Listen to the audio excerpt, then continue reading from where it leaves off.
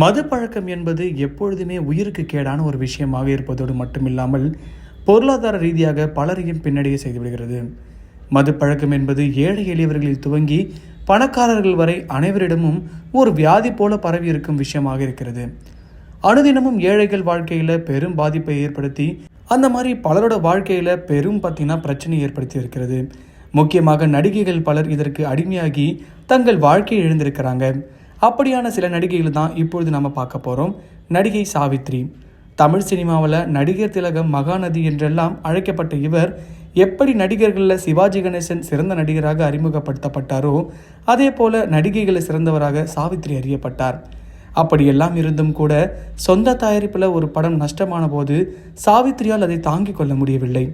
அதனைத் தொடர்ந்து மதுவுக்கு அடிமையானார் சாவித்ரி. அவரது காதல் தோல்வியும் இதற்கு ஒரு காரணம் என்று ஒரு பக்கம் பேச்சுகள் உண்டு. அந்த மதுவுக்கு அடிமையான பிறகு தனது